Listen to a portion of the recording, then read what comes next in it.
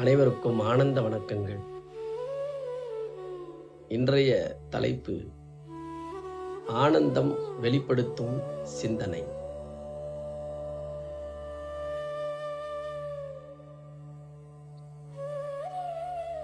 ஒரு மனிதன் எந்த செயலை செய்வதாயினும் அதற்கு அடிப்படையாக இருப்பது சிந்தனை. முதல்ல சிந்திப்பாங்க, அதுக்கு பிறகு அந்த சிந்தித்தலை செயலாக மாற்றுவாங்க. இது பேசிக்கா நடக்கக்கூடிய விஷயம். இந்த சிந்தித்தலை தான் நம்ம கவனிக்க வேண்டிய விஷயம்.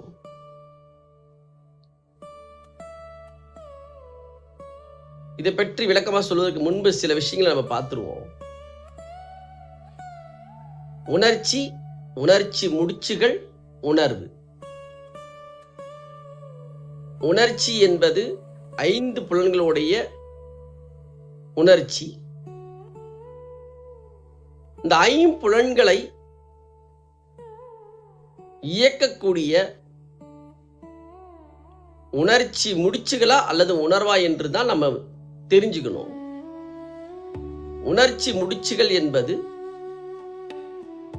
5 புலன்கள் மூலமாக ஏற்பட்ட பாதிப்புகளின் தொகுப்பு தான் உணர்ச்சி முடிச்சுகள் என்று நான் சொல்கின்றேன். உணர்வு என்பது ஆன்மாவின் இருப்பாகிய ஆனந்த உணர்வு ஒன்றே ஒன்றுதான்.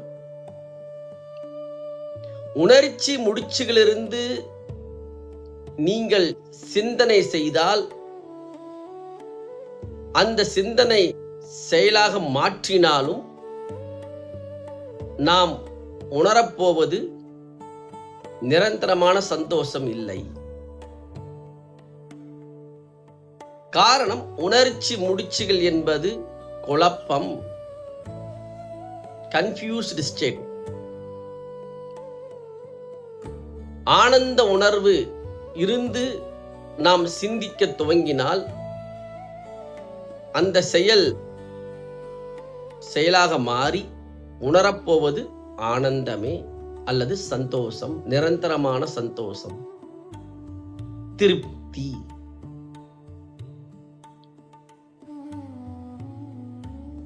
இது எப்படி நீங்க புரிஞ்சுக்கணும் அப்படின்னா, புரிஞ்சுக்க முடியும் அப்படின்னா, எப்படி உணர்ச்சி முடிச்சிருந்தா சிந்திக்கிறோம் அப்படின்னா, ஒரு பயம் அல்லது ஒரு பேராசை,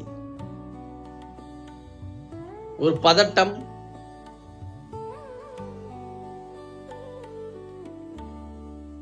ஏதாவது ஒரு உணர்ச்சி முடிச்சில இருந்து நம்ம சிந்திக்கிறோம்னா அது முழுமையான சிந்தித்தலா இருக்குமா?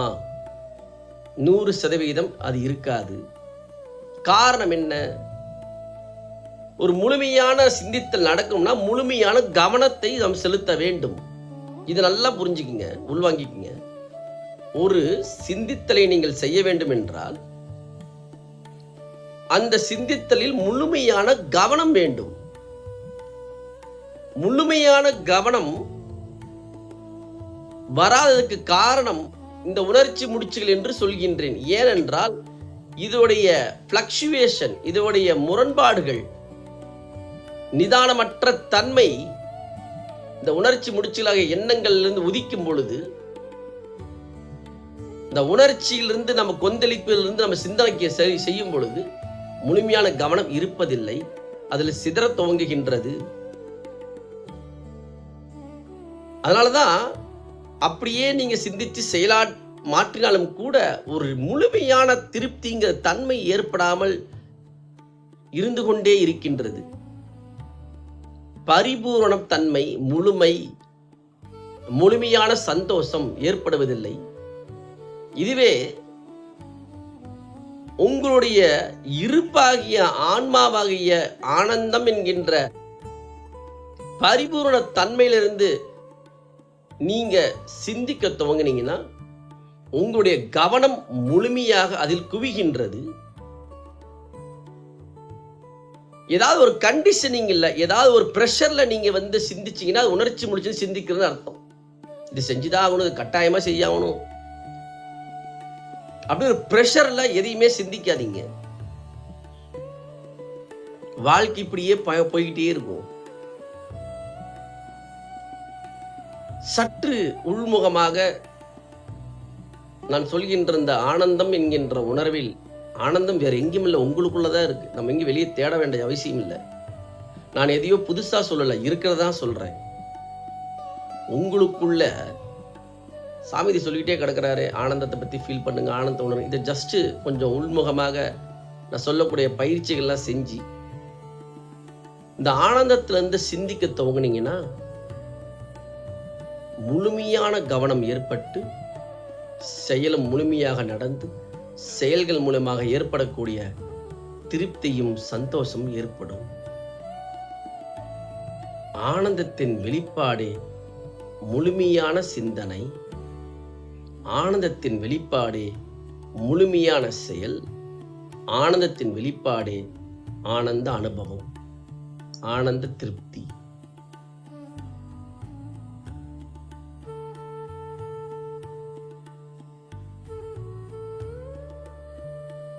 இதை மீண்டும் மீண்டும் சொல்றதுக்கு காரணம், பரிபூர்ணமான நிம்மதியை உணர்வதற்கான ஒரு நேரடியான வழி.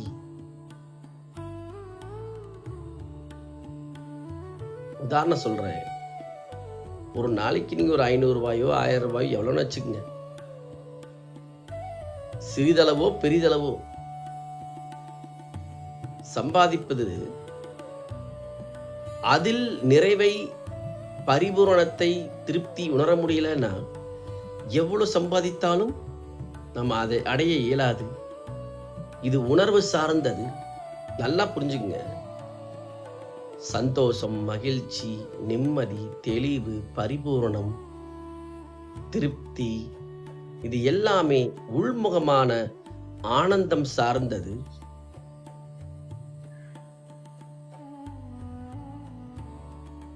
ஒரு சந்தோஷமான உணர்வுல இருந்து சிந்தனை பண்ணா நிச்சயமா கவனம் முழுமையா தான் இருக்கும். ஒரு உதாரணம் சொல்றேன் இதை புரிஞ்சுக்கிறதுக்காக. உங்க நண்பர்களுக்கோ உங்க உறவினர்களுக்கோ ஏதாவது ஒரு பிரச்சனை ஏற்படுது அப்படின்னா அந்த பிரச்சனையை உங்ககிட்ட சொல்லும் போது பாருங்க, நீங்க அருமையா முடிவுகள் சொல்லுவீங்க, தெளிவான ஒரு முடிவை சொல்லுவீங்க, நிறைய ஐடியாஸ் கொடுப்பீங்க, தைரியம் சொல்லுவீங்க. இதே உங்களுக்கு நடக்கும் போது அது நடக்குதான்னு பாருங்க, அது நடப்பதில்லையே. ஏன்? காரணம் என்னன்னா, மற்றவருடைய பிரச்சனையை கேட்கும் பொழுது அவர்கள் அனுபவிக்கின்ற உணர்ச்சி முடிச்சு என்ற தாக்கம் உங்களுக்குள் ஏற்படாதனால உங்களால முழுமையா கவனிக்க முடியுது. அவங்க என்ன சொன்னாலும் நீங்க முழுமையா கவனிக்க துவங்குவீங்க. Because of your third person. அதே போலதான் உங்க வாழ்க்கையிலையும் எந்த சூழ்நிலை ஏற்பட்டாலும் அதோடைய பாதிப்புகள் இல்லாம நீங்க சிந்திக்க துவங்கினீங்கன்னா அந்த செயலை முழுமையாக நீங்கள் எடுத்து செல்ல முடியும். ஒரு உடல் ஆரோக்கிய பிரச்சனையோ, செல்வம் சார்ந்த பிரச்சனையோ, உறவுகள் சார்ந்த பிரச்சனைகள் ஏற்பட்டால் உடனே என்ன பண்றோம், அதோடைய தாக்கத்துக்குள்ள போய் நம்ம சிக்கிறோம். அந்த தாக்கத்துல சிக்கிறனால நம்ம அந்த சிந்தனை, நம்ம யோசிக்கிறதுக்கு சொல்யூஷனுக்காக சிந்திக்கிறது, தெளிவா இருப்பது சாத்தியம் இல்லாம இருக்கு.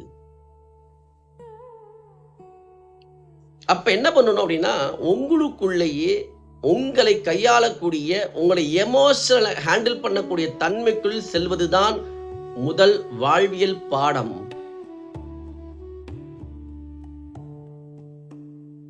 பணம் சம்பாதிக்கணும்னா நல்ல வேலை வேணும், நல்ல வேலைன்னா நல்லா படிக்கணும். இது மாதிரி ஒரு ப்ராப்பரான ஒரு ஸ்ட்ரக்சர் வச்சிருக்கீங்க.